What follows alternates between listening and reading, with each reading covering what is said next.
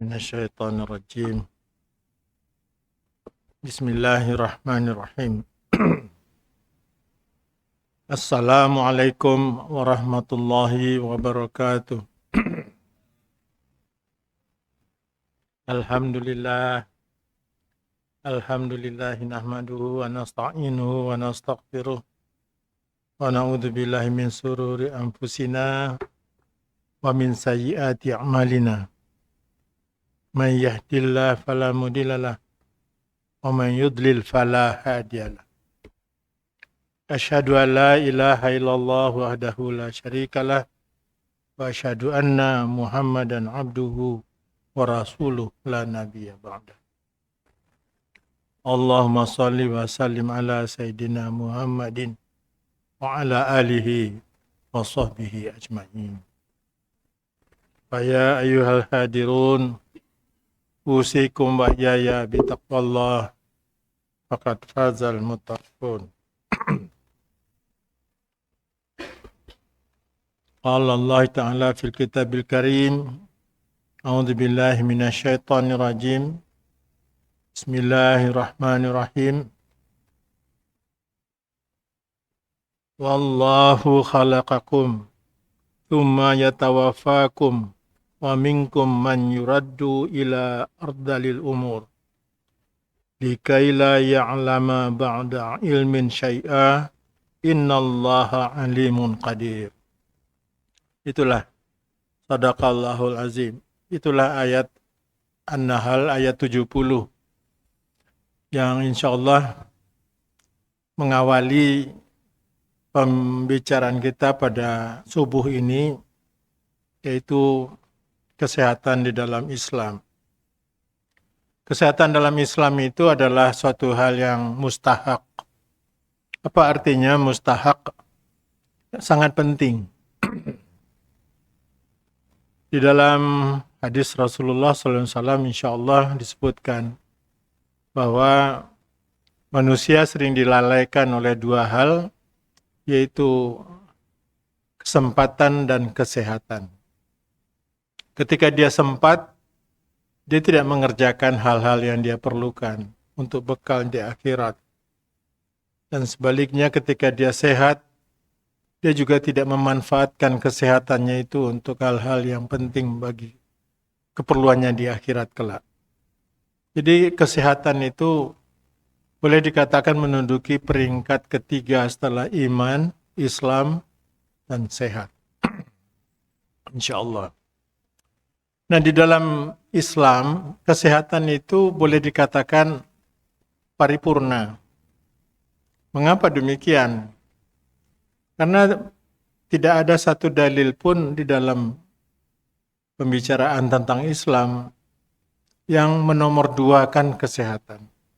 Selalu hasil akhir pembicaraan itu, baik itu Al-Quran maupun hadis, adalah untuk kesehatan manusia. Ambil contoh, Al-Quranul Karim menyebutkan seperti tadi, wallahu khalaqakum, bahwa sesungguhnya Allah menciptakan kamu, wa yatawaffakum, dan kemudian mewafatkan kamu.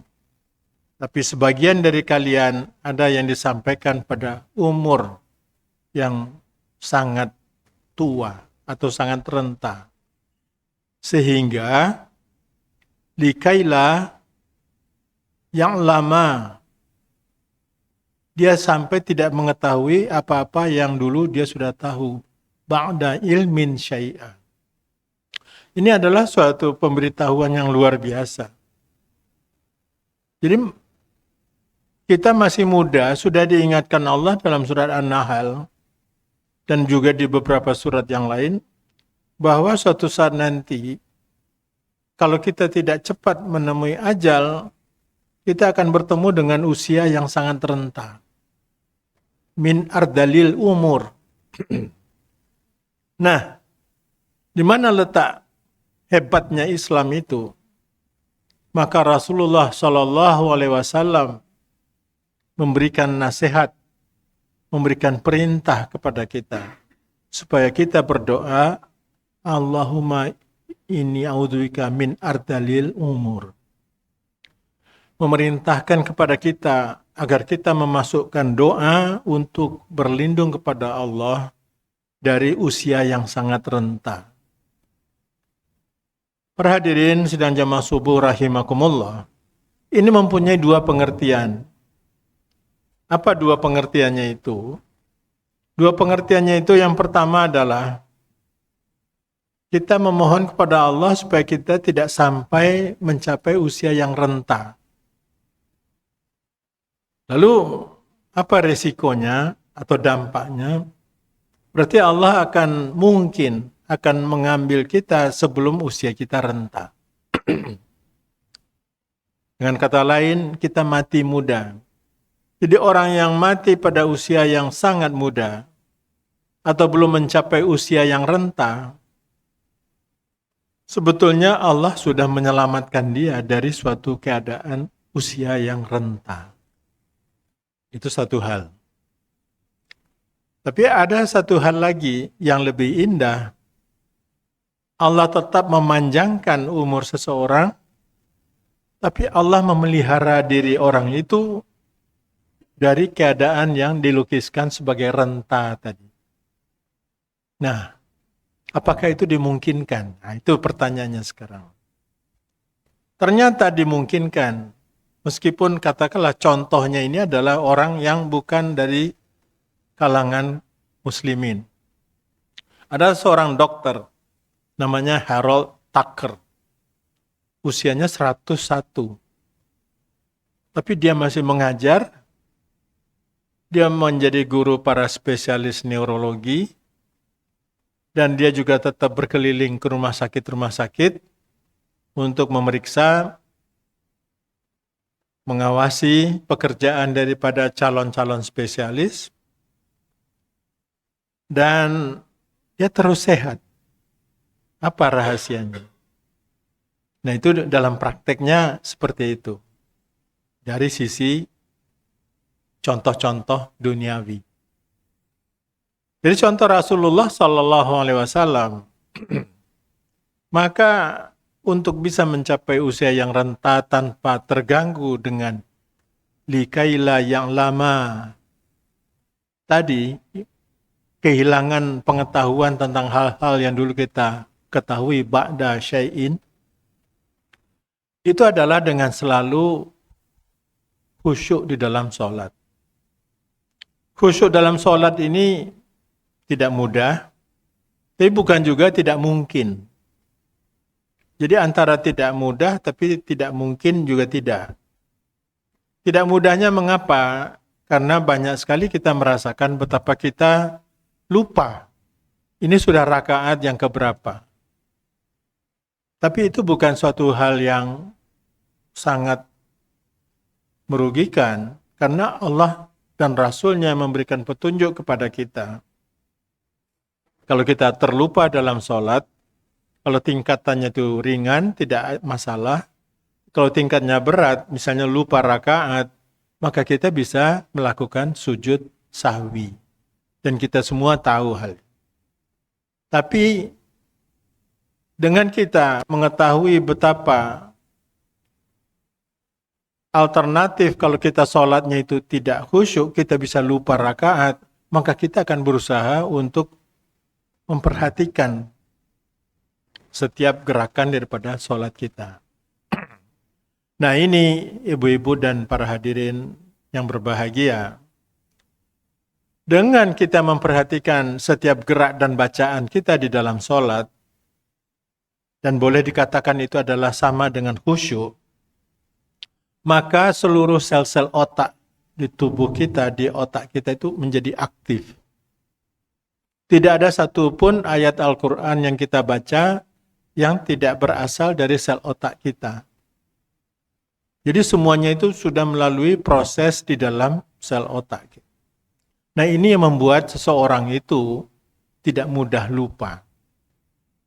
Salah satu ciri khas orang yang renta itu adalah mudah lupa. Seorang ibu pulang dari suatu pertemuan pengajian, sampai di rumah, dia bercerita kepada suaminya. Tadi saya bertemu dengan ibu, katakanlah namanya Ibu Mahmud. Lalu kemudian selang berapa lama dia pergi ke dapur, memasak. Dia kembali lagi ke ruang makan, ketemu lagi dengan suaminya. Dia bercerita lagi, Pak, tadi saya bertemu dengan Ibu Mahmud. Jadi sudah 2 kali. Nah, kejadian seperti ini sering sekali. Nah, pada usia yang renta, ini bisa sangat dekat frekuensi kelupaan itu. Jadi masalah yang sama ditanyakan berulang-ulang atau diceritakan berulang-ulang. Ada ndak di antara kita yang seperti itu? Ndak usah malu-malu, karena ada obatnya. Jadi supaya kita tidak mudah mengulang-ulang apa yang sudah kita sampaikan, kita ceritakan, ada satu resep sederhana, yaitu kita harus melakukan punishment. Kita harus memberikan suatu hukuman kepada diri kita. Ya Allah, istighfar. Astagfirullahalazim. Kenapa aku lupa dan mengulang lagi cerita yang sama? Dan kemudian cubitlah punggung tangan. Cubit, rasakan sakitnya, tapi tidak sampai luka. Jangan sampai nanti babak belur, kenapa itu ya? Nah itu dikongkon dokter. Itu ternyata sangat efektif mengurangi frekuensi pengulangan cerita. Yang sering mengingatkan seorang kakek atau nenek suka mengulang cerita biasanya adalah cucu. Wes bolak-balik iku Bu, Kong, wes bolak-balik ceritanya iku Huti. Nah, sering begitu. Nah, ini di dalam Al-Qur'anul Karim sudah dilukiskan. Insya Allah ada di 2 tempat. Yasin ada ayat 68 dan An-Nahl ayat 70. Di dalam ilmu kedokteran, penyakit renta ini namanya adalah demensia. Demensia itu adalah kemunduran fungsi daripada sel-sel otak sehingga tidak mampu untuk menyimpan. Menyimpan apa? Tentu bukan menyimpan materi, surat-surat, uang, emas, tapi menyimpan memori. Memori ini perlu disimpan di dalam sel otak kita. Karena itu ada 2 fungsi daripada otak pada garis besarnya. Yang pertama itu adalah berpikir. Dengan berpikir itu kemudian mempertimbangkan segala sesuatu, lalu kemudian melakukan eksekusi. Apa yang harus dikerjakan. Nah, fungsi yang kedua adalah otak kita itu mendapatkan suatu informasi dan kemudian mengolah informasi tersebut, disebarkan ke beberapa pusat otak di kiri dan di kanan, dan kemudian menyimpannya dengan baik. Nah, karena itulah sel otak kita itu Allah beri dalam jumlah yang sangat banyak. Siapa di antara Bapak dan Ibu yang sudah bisa memperkirakan berapa jumlahnya sel otak di otak kita ini? Coba siapa yang sukarela mau menyebutkan satu angka? Miliar, alhamdulillah. Jadi diperkirakan 100 miliar sampai mendekati 200 miliar. Makin pintar orang itu tentunya makin banyak selnya. Tapi juga tidak perlu banyak, yang penting efektif. Banyak tapi tidak efektif, ya akhirnya tidak bisa juga menjadi pintar. Nah, supaya dia efektif, dia harus bisa menyimpan memori. Nah, bagaimana meningkatkan memori ini? Biasanya kita berikan mulai dari anak-anak itu masih kecil. Jadi ketika anak-anak masih kecil, bahkan masih bayi, itu memori ini sudah bisa dilatih. Jadi salah satu cucu ponakan, itu umur 12 sudah hafal Quran. pada waktu bayi, ibunya itu bertanya kepada saya, bagaimana cara memberikan bekal kepada bayi untuk mendapatkan memori yang bagus. Lalu saya katakan, berikan dia angka-angka, huruf-huruf. Kemudian perlihatkan kira-kira 30 detik, kemudian sebutkan huruf itu. Jadi misalnya ini huruf A, diperlihatkan ke bayi. Jadi kalau yang ada yang baru punya cucu, baru lahir, kira-kira nanti umur 3 bulan, boleh dilatih. Kasih huruf A, sambil dibilang ini A, ini B, ini C. Nanti ketika dia TK, dia dengan mudah menyerap pelajaran. Kalau yang diberikan itu adalah huruf-huruf Arab, hijaiyah, ini alif, ini ba, ini ta, ini jin, ha, kho, dan seterusnya. Nanti dia akan cepat hafal Quran. Nah, kemudian memori ini dilatih lagi ketika sudah pandai bermain. Maka dilatihlah dengan mengajarkan surat yang pendek-pendek. Itu sambil bermain dan itu tidak salah. Jadi barangkali ada sudah melihat berbagai macam video pendek. Itu menunjukkan ada balita-balita yang bisa mengoreksi bacaan daripada ayah ibunya. Dan itu memang benar bisa terjadi dan itu dimungkinkan di setiap rumah tangga kita. Jadi untuk menghindari ardalil umur, kita harus flashback jauh ke belakang, ke depan, ketika baru lahir. Nah, kalau mau lebih baik lagi, ketika ibunya hamil, ketika itulah diperdengarkan muratal Al-Quran, dan alangkah indahnya kalau ibu yang hamil ini sendiri yang mengaji. Ibu hamil yang mengaji, sedangkan perutnya mulai membesar, dan dia mengaji itu. Makanya saya tadi minta Al-Quran untuk bisa lebih konkret menggambarkannya. Maka Al-Quran itu didekatkan ke bayi yang masih dalam kandungan. Seolah-olah dia bisa melihat dalam bayangan kita huruf-huruf Al-Quran yang kita baca, ibu-ibu. Ada ibu-ibu yang muda di sini? Kelihatannya enggak ada. Oh ada? Alhamdulillah. Jadi ini perlu diketahui para Aisyah. Harus ditularkan dengan cepat. Jadi jangan kita menjadi bangsa yang reaktif. Kalau ada orang yang lebih pintar dari kita, kita marah. Jangan.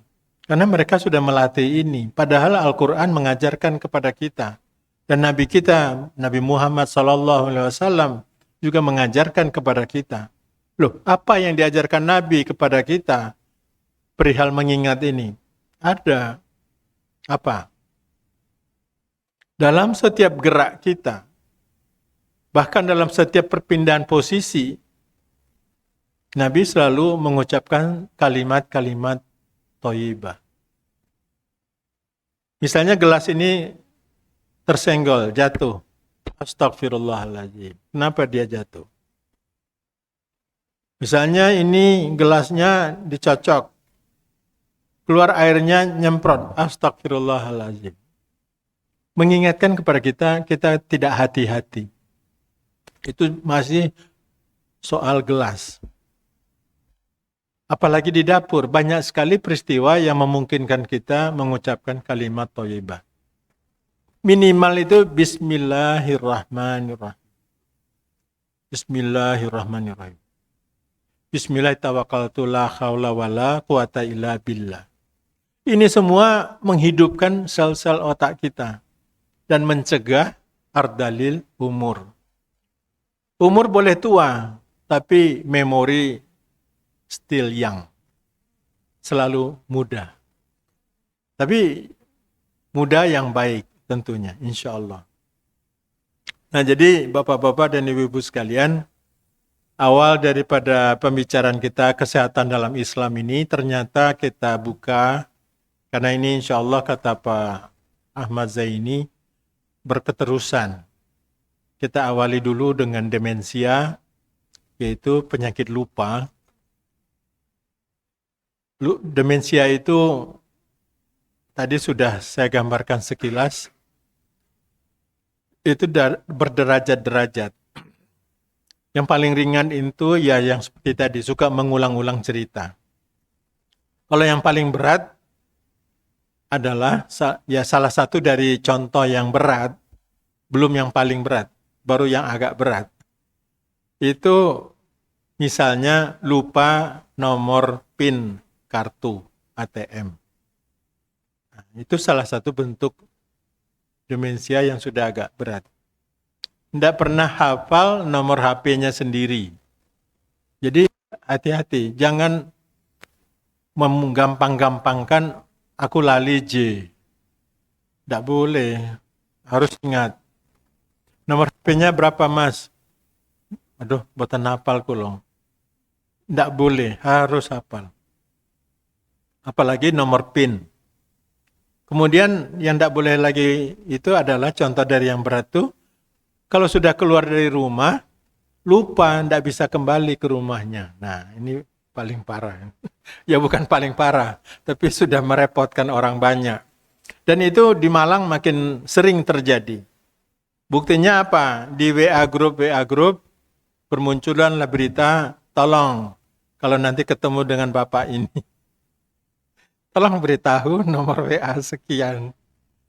Nah, ini tandanya Malang itu sudah memasuki era banyak lansianya. Dan lansia yang bermasalah ini adalah lansia yang kebetulan demensia pula. Jadi sama-sama sianya ya. Itu mudah-mudahan bukan bangsa Indonesia saja yang begitu. Bangsa yang lain juga.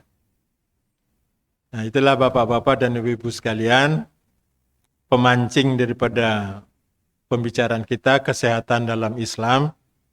Kita mulai dengan sekitar gangguan demensia dan kemudian mengarah bagaimana kita mulai mencegah demensia ini dari sejak awal pembuahan. Jadi ketika bayi masih dalam perut ibunya, sudah kita latih membaca Al-Quran. Ibunya yang membaca, tapi diniatkan janinnya ikut mendengarkan, membaca, karena meskipun dia di dalam kegelapan yang 3 lapis, tapi insya Allah, Allah akan memberikan petunjuk menyampaikan kepada janin tersebut hal-hal yang diinginkan oleh ibundanya. Karena Allah sangat menyampaikan apa yang diinginkan oleh hambanya. Jadi jangan takut dengan usia yang semakin menua, justru harus semakin bersemangat. Karena ibu sudah terpilih di antara sekian juta warga Indonesia, terpilih menjadi yang berusia 70 ke atas. Terpilih menjadi yang berusia 65 ke atas. Itu suatu hal yang istimewa. Apalagi kalau ada yang di rumah usia kakek atau nenek kita itu sudah 80 lebih. Dan di kalangan kita Muhammadiyah yang berusia 80 semakin banyak. Banyak senior-senior kita umurnya sudah 83, 85, tapi masih segar. Nah itulah harapan kita bahwa doa Allahumma inni a'udzubika min ardalil umur itu perlu kita rutinkan, insya Allah.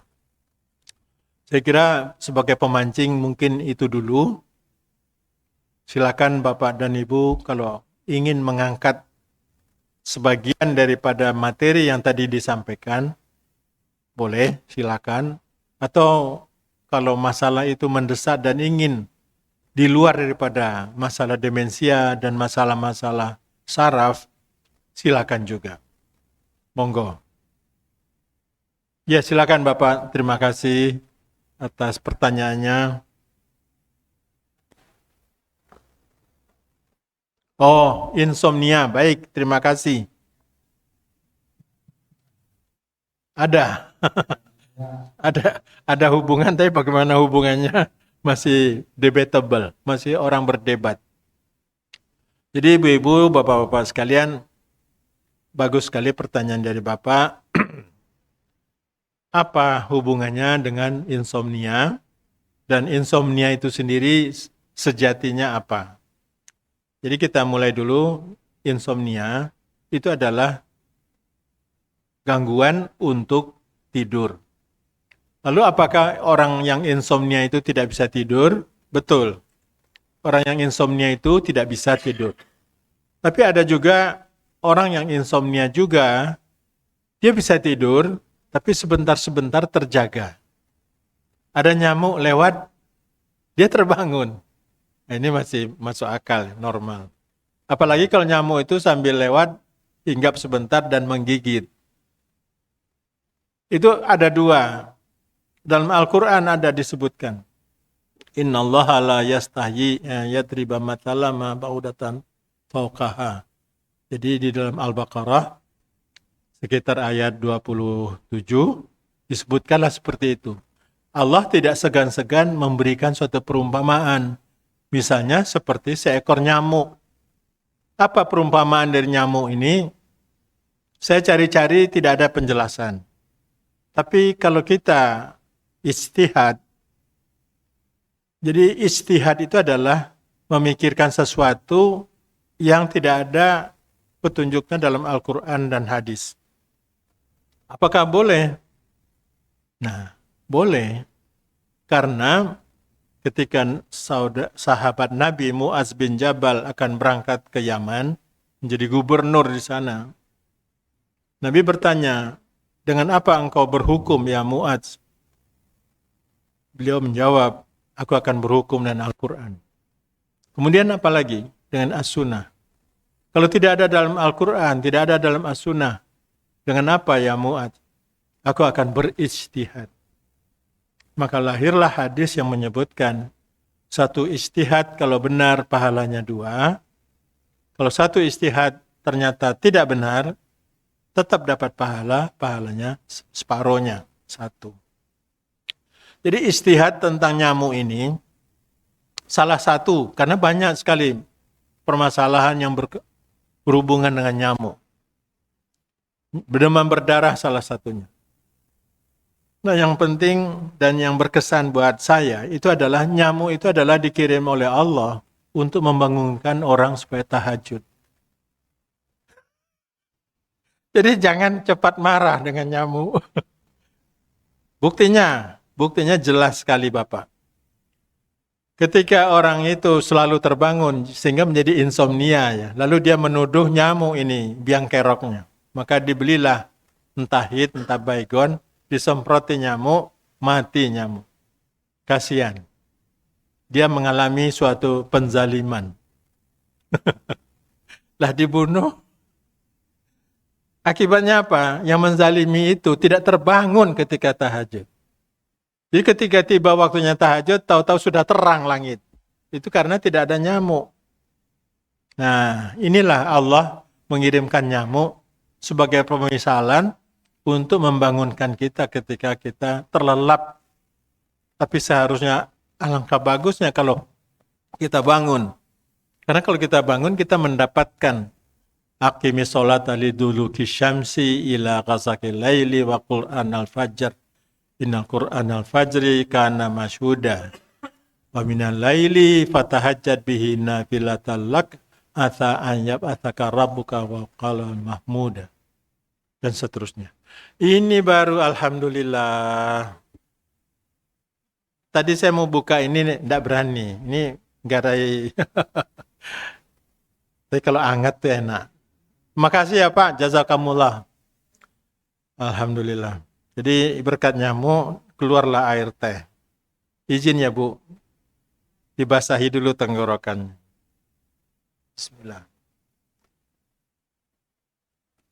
Bismillah. Ya. Insomnia. Jadi memang di pending sebentar supaya ingatannya Bapak terjaga. Jadi insomnia itu kan tidak bisa tidur. Bisa juga bisa tidur tapi sering terbangun. Nah, ini semuanya berhubungan dengan kesehatan. Orang yang sering terbangun menuduh dirinya itu insomnia, padahal enggak. Satu, penyebabnya nyamuk. Dia digigit nyamuk. Jadi yang salah nyamuk, bukan dia insomnia. Yang kedua, penyebabnya adalah bagi bapak-bapak itu mempunyai sesuatu yang ibu-ibu enggak punya. Jadi ibu-ibu jangan iri ya. Nah, bapak-bapak ini punya 2 buah. Buahnya itu di dalam tubuh, jadi ini tidak berbau apa-apa, namanya prostat.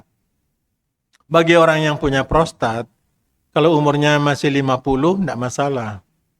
Jadi kalau dia sudah 55, 60, 65, 70, 75, 80, dia mengalami sedikit lebih besar dari biasa. Saya tidak mau menggunakan kata pembengkakan. Dia lebih besar dari biasa sehingga menyebabkan kandung kemih itu mudah merasakan seolah-olah dia sudah penuh. Apa yang terjadi kalau kandung kemih terasa penuh? Maka orang akan terbangun supaya bisa kencing. Nah, ini salah satu penyebab insomnia yang sekunder. Jadi yang bukan murni insomnia. Nah, sekarang yang insomnia yang primernya bagaimana? Yaitu orang yang insomnia karena sel-sel otaknya masih terus berpijar. Seperti lampu gitu masih berkelip-kelip. Seperti lampu ambulan. Bagaimana mungkin orang yang lampu di dalam otaknya itu masih terus berpijar akan bisa tidur? Tidak mungkin. Maka satu-satunya jalan adalah mematikan lampu ini. Bagaimana lampu di otak itu bisa dimatikan? Mau tahu caranya? Orang zaman modern mengira untuk mematikan lampu di otak yang masih terus berpijar itu adalah dengan minum apa? Bukan minum teh, tapi minum obat tidur. Minum obat tidur. Padahal obat tidur itu bukan jalan keluar yang terbaik. Jalan keluar yang terbaik adalah kita, bagi yang muda-muda, tapi mungkin juga bapak-bapak yang sepuh paham dengan komputer, caranya adalah dengan kita mematikan masing-masing pikiran kita. Jadi otak kita itu mampu memikirkan banyak hal sekaligus. Seorang ibu yang perkasa, yang sekaligus menteri dalam negeri, juga menjabat menteri luar negeri, juga menteri maritim, karena suka ikan, itu di dalam otaknya banyak sekali sel otak yang masih hidup ketika dia mau tidur. Ini harus dipateni semua, Bu. Kalau ibu tidak pateni itu, masih memikirkan ikan, masih memikirkan berambang, masih memikirkan lombok, masih memikirkan bapaknya kok tidak pulang-pulang.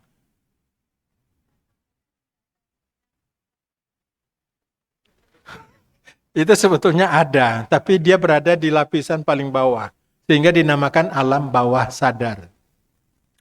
Nah itu ronde kedua, Bu, karena itu mengandung psikologi. Jadi tetap ada di dalam diri kita penyebab tidak bisa tidur. Tapi dari Rasulullah SAW memberikan nasihat kepada kita, yang orang modern suka mengatakan itu tips. Tapi nasihat dari baginda Rasulullah SAW memberikan kepada kita petunjuk untuk tidur. Kalau ini kita lakukan, tidur kita akan selamat. Apa yang bunyi? Korslet. Jadi caranya dari Nabi, mungkin ini sebagai oleh-oleh kita untuk pulang, terutama untuk saya, adalah sebelum tidur, agak berat sedikit bagi yang masih mulai, berwudu. Lah kalau kita berwudu sebelum tidur kan tidak jadi tidur. Kebanyakan orang berpikir seperti itu. Pertama, airnya sudah adem minta ampun. Hawanya sekarang bediding. Lah mau tidur kok disuruh wudu. Lah rasido turu gitu loh. Tapi ternyata enggak. Kalau sudah dilakoni, dilaksanakan, kita berwudu insya Allah sesuai dengan rukun dan petunjuk Rasulullah, maka air wudu itu sampai menyentuh kepala kita, sel-sel otak kita itu menjadi adem dan lampunya padam. Jadi basahilah kepala itu dengan air wudu. Kalau belum, coba lakukan, nanti tidurnya lebih mudah. Kemudian yang kedua, sholat itu tidak disebutkan. Tapi ada yang sholat, ada yang tidak. Kemudian berbaring dan kemudian membaca doa. Doanya ini panjang. Yang pertama kita baca Al-Fatihah. Ada yang menyebutkan 7 kali. Dan itu dibarutkan ke seluruh tubuh.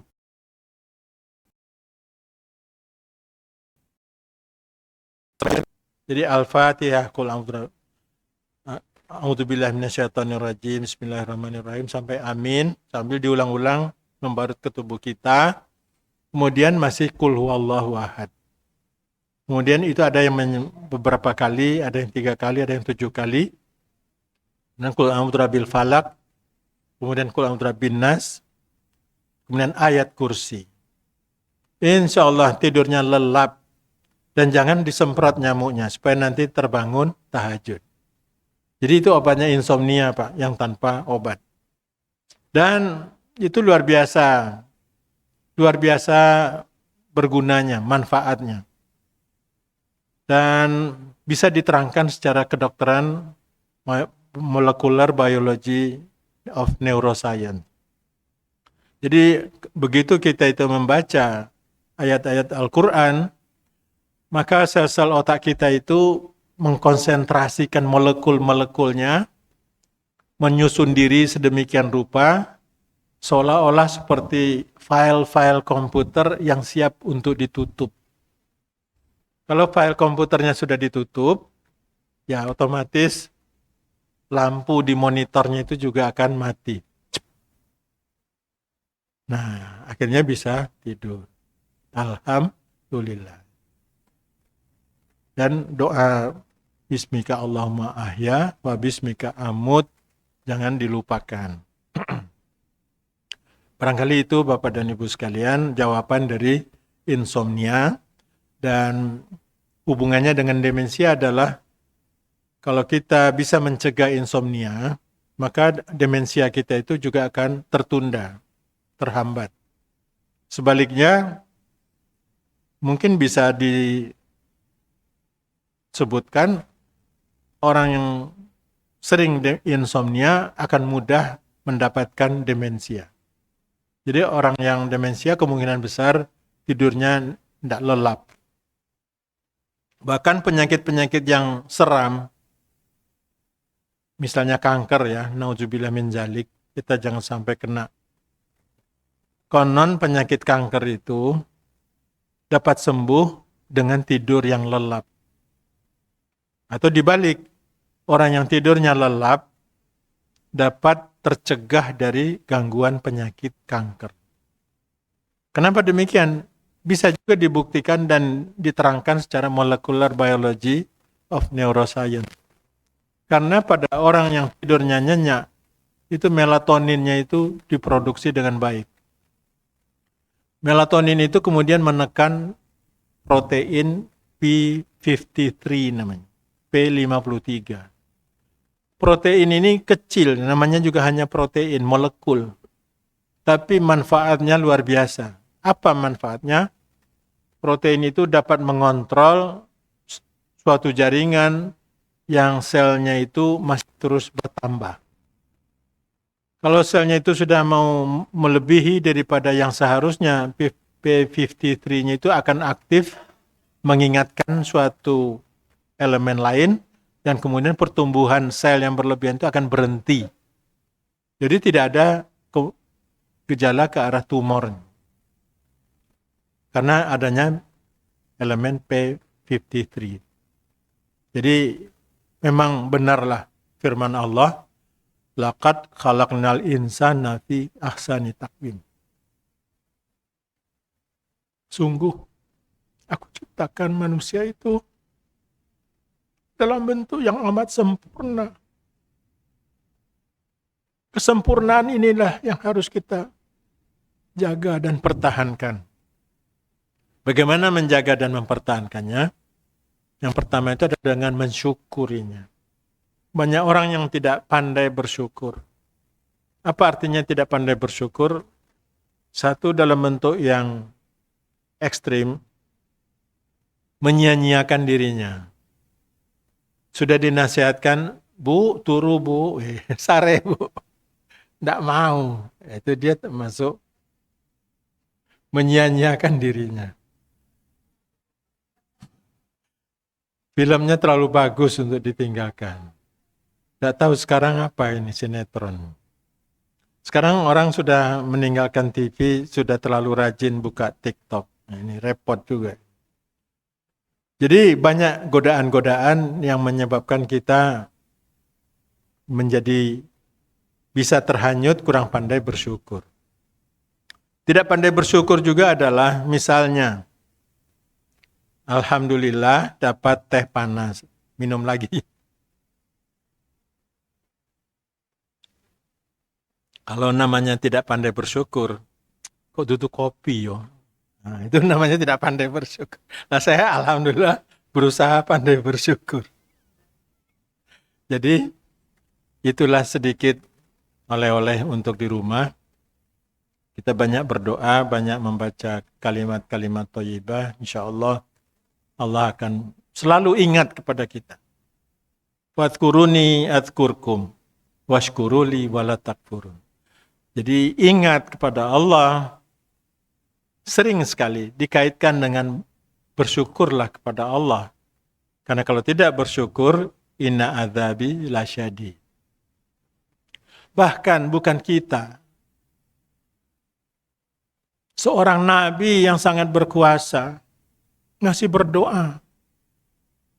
Rabbi auzi'ni an ashkura ni'mataka allati an'amta alayya wa ala walidayya wa an a'mala salihan tarda wa adkhilni bi rahmatika fi ibadika sholihin.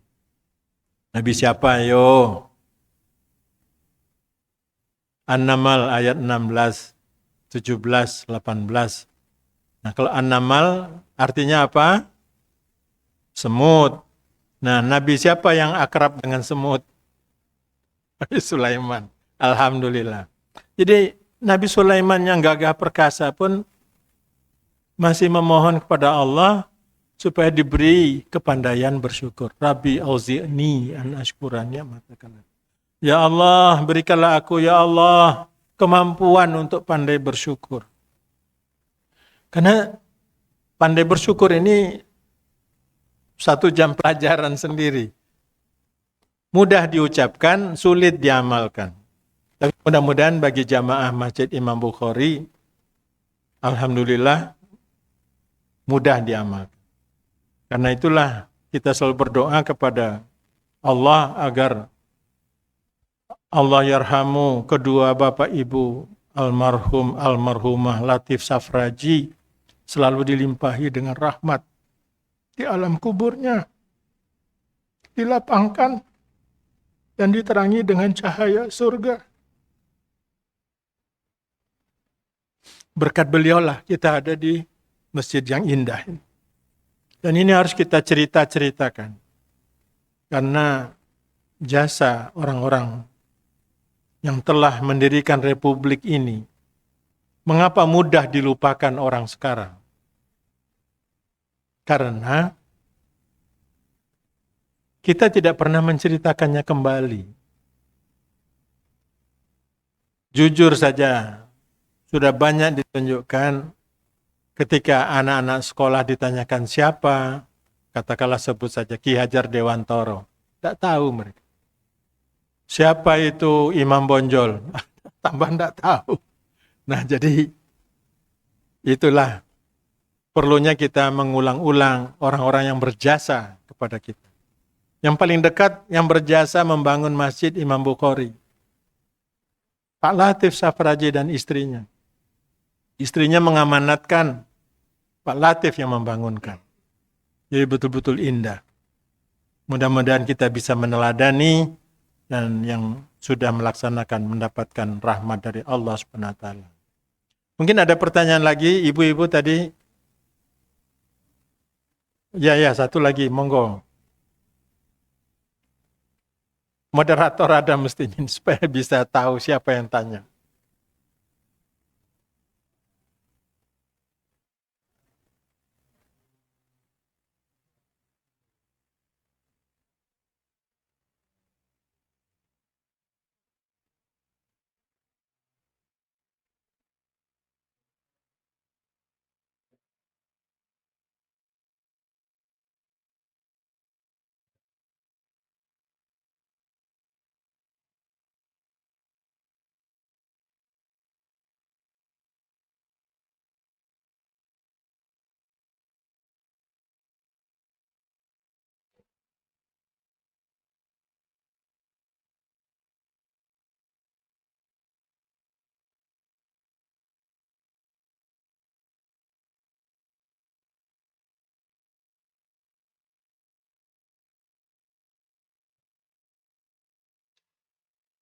Otot menjadi kaku.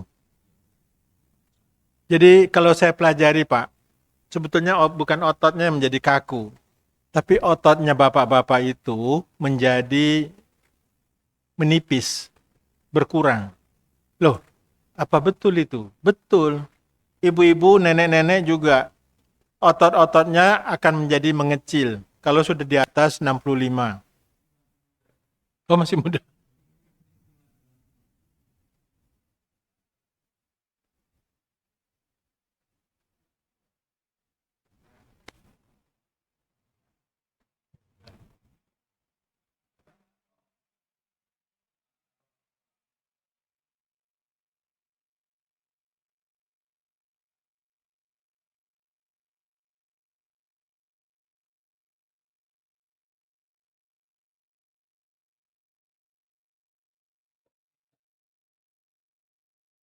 Ya, jadi bisanya itu karena si ibu yang terzolimi ini tidak bergerak.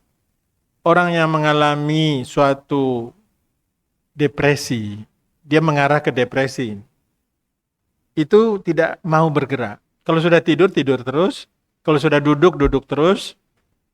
Kalau sudah di depan jendela, ya di depan jendela terus. Ya, seperti ngelamun. Tapi ngelamun di atasnya ngelamun. Jadi jauh di luar sana. Ya itu sudah perlu diobati. Dan pengobatannya itu holistik. Holistik itu artinya menyeluruh. Anaknya diobati, maksudnya bukan anaknya diobati, tapi dilibatkan dalam pengobatan. Apalagi sang suami. Tapi itu tentu tidak mudah. Nah di zaman kedokteran modern sekarang, semuanya itu dilakukan oleh tim. Nah tapi ini repot kalau tim. Karena menjadi biayanya membesar. Panggilkan dokter ini, panggilkan dokter itu. Padahal kuncinya cuma satu, kembali kepada Al-Quran. Kalau sudah kembali kepada Al-Quran, semua urusan itu beres. Insya Allah. Karena hanya satu yang dibutuhkan orang yang bisa menafsirkan Al-Quran. Yaitu ya seharusnya suami sendiri. Atau orang yang dituakan. Jadi itulah gunanya kita zaman dahulu itu mempunyai datuk-datuk. Kalau di sini apa ya namanya itu? Orang yang dituakan. Pauropini sepuh, poros sepuh. Poros sepuh lah yang diturunkan ke keluarga untuk mengembalikan suasana keluarga yang kurang harmonis supaya menjadi harmonis kembali. Tidak perlu dokter sebetulnya, tapi cukup internal keluarga. Karena kalau sudah masuk elemen-elemen eksternal, bukannya selesai. Nanti setelah ke dokter, ke rumah sakit, ternyata rekeningnya, maaf nih, rekeningnya sekian. Waduh, dari mana mau cari uang sekian? Nah, akhirnya tambah berkelahi. Itulah gara-gara sampean digoneng rumah sakit iki, saiki tadi ngene. Montore didol, wis repot. Jadi kembali ke Al-Quran itu lebih cepat. Sholat berdua, berjamaah, kalau masih bisa sholat. Kalau suami istri ya, insya Allah suami menjadi imam, istri menjadi makmum, kemudian setelah assalamualaikum, bersalaman, dan mudahkanlah diri kita itu untuk dipeluk bagi ibu-ibu. Jangan menghindar, moh gitu. Itu insya Allah melarutkan seperti air, larut. Semua yang mengganjal dalam hati itu akan hilang. Wah, ini betul-betul hebat. Jadi gitu Pak, demensia dengan insomnia. Kemudian mengenai itu pertengkaran atau situasi yang tidak harmonis, kita kembalikan kepada Al-Quran. Al-Quran itu penuh dengan ayat-ayat yang mengajak orang untuk menjadi berbaikan. Tidak ada satupun ayat Al-Quran yang menyuruh orang itu atau menganjurkan untuk berkelahi. Kecuali satu. Kalau diajak musyrik. Lain daripada ajakan musyrik, semua Allah pesan dalam Al-Quran, berlalulah dengan tenang. Ini orang kafir ini, orang Yahudi, mengajak untuk berdebat. Apa kata Al-Quran? Berlalulah dengan tenang. Tidak usah diladeni. Karena memang dari dulu sudah keborannya, sudah genetikanya, mereka itu akan selalu mengeluarkan lontaran-lontaran kebencian. Tidak ada gunanya dilawan. Kita akan rugi energi, tiwas capek, tiwas melebu perkara, diceluk kodim, celuk polres. Tidak ada gunanya, kita berlalu dengan tenang. A'maluna, a'malukum. Jadi amalan kamu, amalan kami, amalan kami. Tidak ada urusan. Kita sudah mempunyai pathway sendiri-sendiri. Nah itulah Bhinneka Tunggal Ika. Jadi umat Islam itu bukan penyebab terjadinya kericuhan. Justru umat Islam itu adalah pereda kalau ada kericuhan. Karena kita mempunyai suatu senjata pamungkas, berlalu dengan tenang. Jadi meskipun digoda macam-macam, Nabi selalu berlalu dengan tenang. Abu Jahal mengganggu. Ketika Abu Sofyan masih juga belum Islam mengganggu, Nabi biarkan saja. Dicuekin aja. Ya akhirnya semuanya selesai. Fatmakah, bahkan Abu Sofyan masuk Islam. Siapa yang bisa memperkirakan Abu Sofyan, panglima perang Quraisy paling gagah, yang kekayaannya berlimpah ruah, yang membiayai perang Badar untuk bangsa Quraisy, perang Uhud juga. Dia yang mengomenani untuk pengumpulan uang untuk perang Uhud dan perang Badar. Tapi di Fatmakah, dengan kelembutan hati Rasulullah SAW, Abu Sufyan masuk Islam. Apa kuncinya? Hanya ucapan baginda Nabi, barang siapa yang ingin selamat tinggal di rumah masing-masing, atau dia masuk ke rumah Abu Sufyan, atau dia masuk ke Masjidil Haram. Wah, Abu Sufyan bangga sekali. Waduh, meskipun Muhammad SAW menjadi musuh besarku, tapi dia masih memuliakanku. Aku akan masuk Islam. Maka Abu Sufyan masuk Islam. Dan ribuan bangsa Quraisy masuk Islam. Turunlah surat Idza jaa nasrullahi wal fath. Wa ra'aitan nasa yadkhuluna fi dinillahi afwaja. Fasabbih bihamdi rabbika wastaghfir innahu kana tawwaba. Jadi ibu-ibu, bapak-bapak, jangan berputus asa. Nabi Yakub berpesan, jangan berputus asa. Yang berputus asa hanyalah orang-orang yang kafir. Jadi justru yang kafir yang berputus asa. Kalau kita Islam, tidak berputus asa. Sampai nanti hayat kita berkalang tanah, mungkin kita bisa mengatakan, oh ya sudah, aku sudah berusaha ya Allah, tapi hasilnya memang hanya segini. Tapi sebelum itu terjadi, kemenangan akan ada di tangan kita. Jangan ragu-ragu, jangan takut, besarkan hati anak-anak kita, lingkungan kita, karena yang benar pasti akan menang. Demikianlah Ibu dan Bapak sekalian, mudah-mudahan berkenan dengan nyambung dengan demensianya tadi. Ibu-ibu ada pesan? Ya, apa Bu?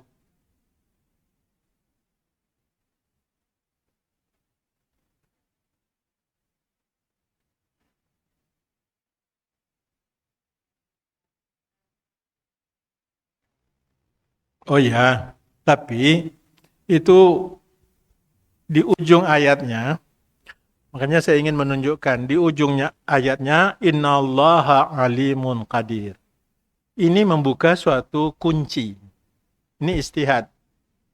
Kalau dicari di tafsir tidak ada. Apa istihadnya? Bahwa meskipun ada ketetapan Allah yang demikian itu, tapi Allah melanjutkan. Tapi ketahuilah, sesungguhnya Allah itu Maha mengetahui. Dan Dia bisa mengembalikan sesuatu seperti semula. Qadir itu artinya yang maha berkuasa. Yang bisa membolak-balikkan gelas. Yang bisa membolak-balikkan hati. Coba. Orang yang tadinya kafir bisa masuk Islam. Orang yang tadinya penjudi besar, anak buah Tommy Winata, masuk Islam. Mudah-mudahan benar. Tidak sandiwara. Jadi mudah sekali bagi Allah untuk mengembalikan ingatan yang tadi dikatakan seperti anak kecil, kembali seperti orang dewasa yang sehat. Yang penting ada upaya.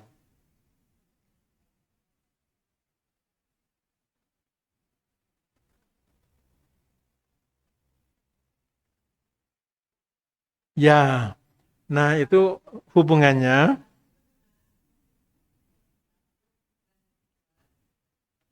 Jadi sel otak yang dibangun sejak kecil dengan baik, pada waktu remaja juga terus baik, maka pada waktu tua dia kualitasnya berbeda dengan kualitas katakanlah kita-kita yang tidak dibesarkan dengan cara ibunya ketika hamil murotal, ketika dia bayi dikasih tulisan-tulisan.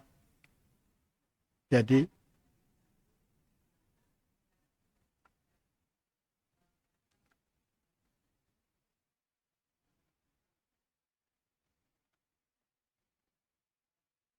Al-Quran Bu, jadi kita membaca Al-Quran. Jadi maksud Ibu,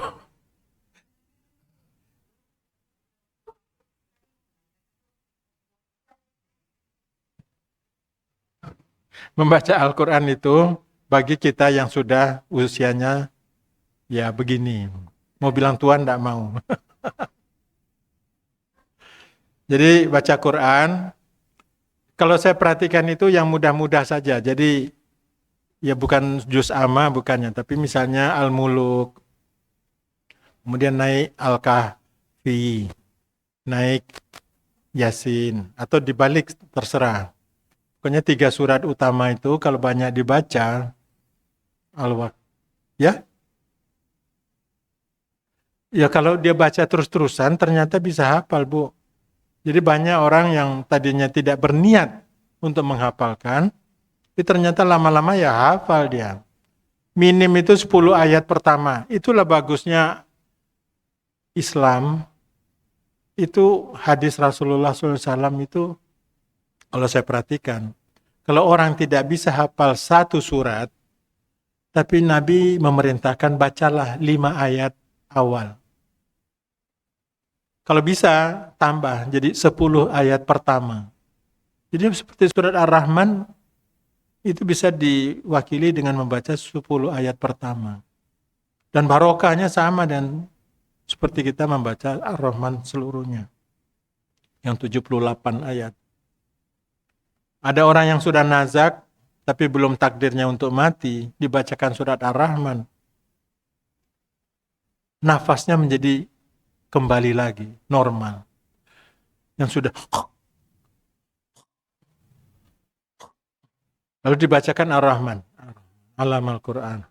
Al-Qal insan. Alamahul bayan. Lama-lama nafasnya tuh polanya menjadi pola normal.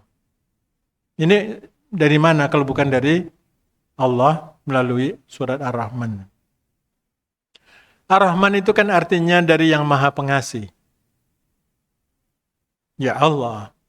Tapi, nah ini keunikannya Al-Quran itu. Semua surat-suratnya itu berfaedah semua. Ar-Rahman itu berfaedah sekali bagi kita yang sedang sedih. Meskipun tidak tahu artinya, dibaca saja, maka hati kita yang gelap akan menjadi terang kembali. Baru 4 ayat, 5 ayat, sudah semakin seperti mendung gitu, seolah-olah tersibak. Maka sinar matahari yang mencorong mulai masuk. Hati kita menjadi bahagia. Apalagi kalau sudah sampai di ayat 62.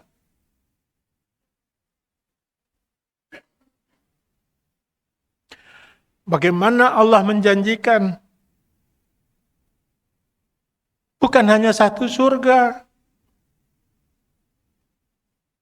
Allah tidak mau memberi kita satu surga. Allah beri 2.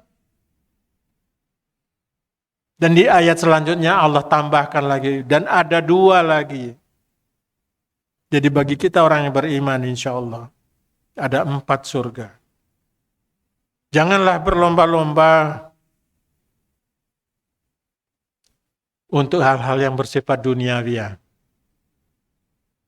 Karena surga-surga itu menanti kita. Ngapain bikin kos-kosan seakeh-akeh? Tapi kalau nanti di sana kita menderita. Lebih baik sekarang biasa-biasa saja, tapi di sana nanti kita berbahagia. Dan konon menurut ilmu psikologi, makin dewasa seseorang, makin panjang pikirannya. Orang yang dewasa lebih memilih untuk mendapatkan sesuatu yang lebih bernilai, meskipun agak lama. Tahun depan misalnya, tidak apa-apa, tak enteni. Dijak lunga umroh, rapopo, tak enteni. Daripada sekarang dapat sepatu baru, tapi orang situ umroh, misalnya. Jadi lebih baik menunda, tapi dapat. Dan janji Allah itu pasti benar. Nah ini kemenangan kita di sini. Janji Allah itu pasti benar. Dan akan kejadian kalau kita yakin. Jangan sampai kita keyakinannya kurang kuat.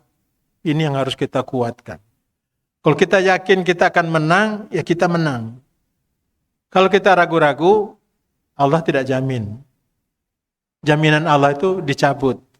Tapi kalau kita yakin, Allah berikan. Bagaimana Allah memberikannya? Mudah. Allah beri bantuan 1000 malaikat. 1000 malaikat itu banyak sekali. 1000 malaikat itu bukan 1000 orang. Bisa 1000 peleton. Artinya. Bisa 1000 batalion yang tidak kelihatan. Yang memasukkan rasa takut kepada musuh-musuh Islam. Jadi umat Islam jangan takut. Allah itu sudah memberikan Al-Quran kepada kita. Kitab suci Al-Quran ini adalah kitab yang sebenarnya dicari-cari di seluruh dunia. Tapi karena keangkuhan, kepongahan, dan kesombongan, orang-orang yang mencari-cari itu merasa bukan inilah kitab itu. Mereka masih terus mencari. Nah, umat Islam harus berbahagia. Karena tanpa bersusah payah, bahkan dengan harga yang tidak terlalu mahal, sudah mendapatkan Al-Quranul Karim. Jadi Masjid Imam Bukhari harus punya 100 Al-Quran. takmirnya mohon perhatian, belikanlah 100 Al-Quran. Jejerkanlah di sini sehingga Imam Bukhari ini betul-betul menjadi ladang amal bagi kita. Perintahkan saja ketika sholat Jumat, jamaah yang akan membelikan, bukan takmir. Takmir mungkin hanya perlu membuatkan semacam rak yang rapi, kiri kanan dinding. Dan itu pun bukan takmir. Perintahkan lagi, banyak tukang kayu yang muslim yang akan membantu kita. Banyak yang akan membelikan triplek, banyak yang akan membelikan paku, sekrup.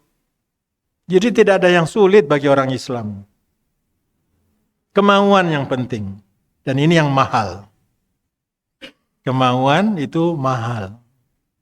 Tapi insya Allah per hari Sabtu ini, Ahad, Isnin, Thalatha, Rab'a, Khams, Jum'ah, kita mulai pengumuman. Akan beda nanti suasananya. Anak-anak remaja bagaimana mau datang ke sini? Apa yang dia cari tidak ketemu. Wifi-nya harus kuat. Kalau perlu ada kamera-kamera yang mudah digunakan, yang mereka bisa pakai. Maksud saya laptop atau komputer dan sebagainya. Sepanjang Jalan Gajayana ini toko komputer semua. Saya yakin 1-2 komputer akan disumbangkan ke Al-Bukhari. Imam Bukhari. Jadi tidak ada kata untuk berputus asa. Bacalah surat Yusuf. Hati kita akan menjadi besar. Bagaimana penderitaan Nabi Yakub, kehilangan Nabi Yusuf. Tapi Nabi Yakub diberi Allah pengetahuan segala sesuatu yang tidak diketahui oleh anaknya. Sehingga Nabi Yakub tetap tegar dan yakin Yusuf akan kembali. Dan itu benar terjadi. Jadi yakin kepada janji Allah, yakin kepada kemenangan. Itu adalah sandaran kita menjelang hal-hal yang akan datang. Supaya kita dirahmati Allah, marilah kita tutup majelis kita ini dengan doa majelis. Bismillahirrahmanirrahim. Alhamdulillah. Amin. Monggo, silakan Bapak, Ibu, sholat apa? Syuruk udah lewat.